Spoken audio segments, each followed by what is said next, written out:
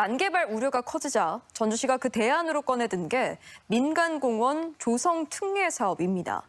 민간 사업자에게 공원으로 쓸 부지를 기부 체납받는 대신 해당 부지 일부에 아파트 같은 수익 사업을 허용해주는 구조입니다.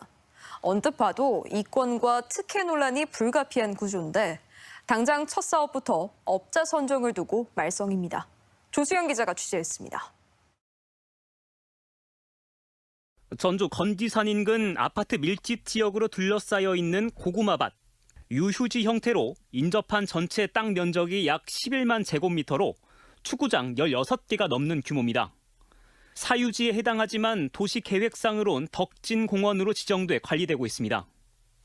이곳은 원래 도시의 허파 기능을 하는 공원 부지로 개발이 제한돼 있던 땅입니다. 전주시는 도시공원 일몰제로 개발의 족쇄가 풀릴 것에 대비해 그간 특별한 사업을 준비해봤습니다. 일명 민간공원 조성 특례 사업.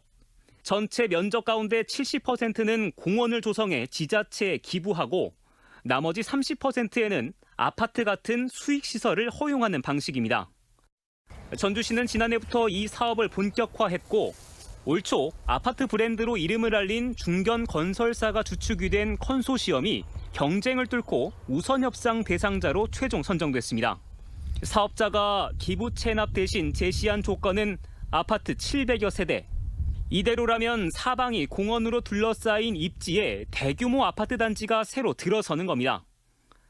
하지만 취재 결과 업체 선정 과정에서부터 문제가 있었던 것으로 드러났습니다. 우선 협상 대상자로 선정된 컨소시엄은 4개 업체로 구성돼 있는데 이 중 한 곳은 다름 아닌 농업법인. 농업법인은 농지를 활용해 부동산업을 영위할 수 없다는 농어업경영체법과의 정면 충돌이 의심되는 대목입니다. 위반이 확인되면 법인의 존립까지 위태로울 수 있는 중대한 사안입니다.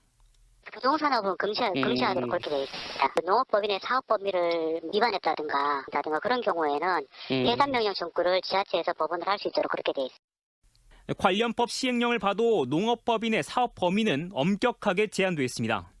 농산물 출하와 가공, 영농 자재 생산 등 6가지가 전부.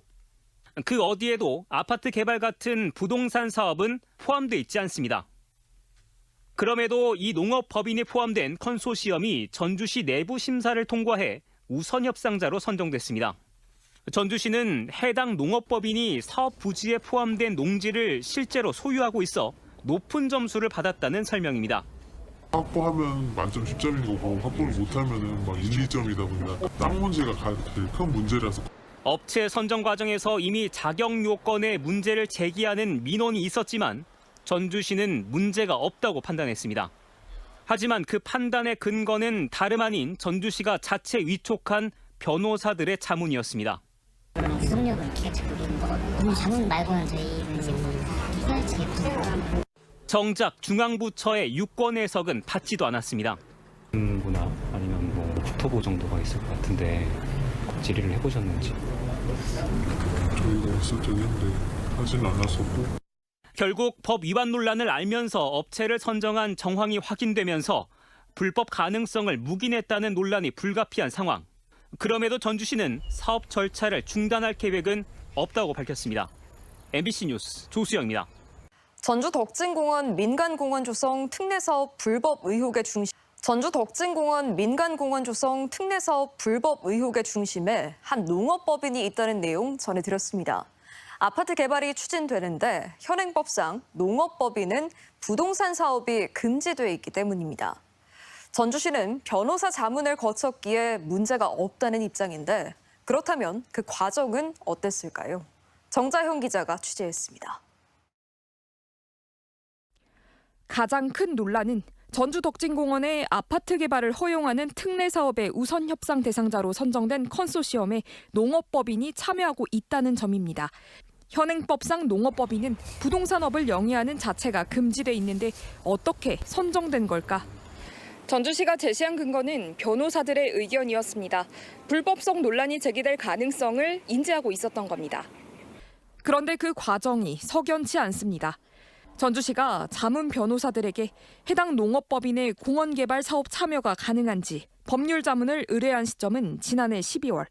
전주시가 시의회에 보고한 문건을 재구성해보면 변호사 3명 중 2명이 참여가 불가능하다고 의견을 낸 것으로 파악됩니다.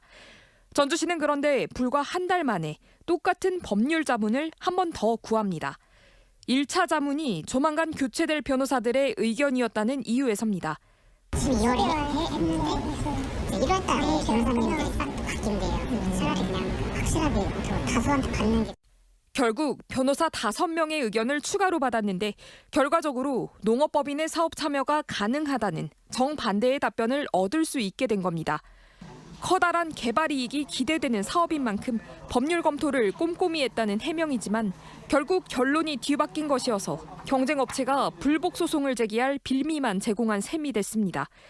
수송으로 이 사건이 올라가는 상태거든요. 잘못됐으니 취소해달라는 취지셨는데 소송 결과에 따라 사업이 좌초될 가능성도 충분한 상황. 나오면 이제 아예 공고가 취소될 가능성, 그렇게 되면 취소를 할 수밖에 없는 상황입니다. 경쟁업체는 또한 농업법인이 부동산 사업에 참여하면 관련법에 따라 법인 해산 사유가 되는 것 아니냐는 민원도 제기했지만 전주시는 사실상 처리에 손을 놓고 있습니다. 명령도 저희과 범위가 아니어가지고 부서에 전달은 하셨어요? 따로 안 하셨어요? 국토부나 농식품부 등 중앙부처의 유권 해석은 받아보지도 않은 전주시. 권한도 없는 변호사들의 법률 자문조차 정반대의 결과로 나왔지만 자의적인 해석에 따른 행정이 이어지면서 특혜와 불공정 시비만 부추기는 결과를 낳고 말았습니다. MBC 뉴스 정자영입니다.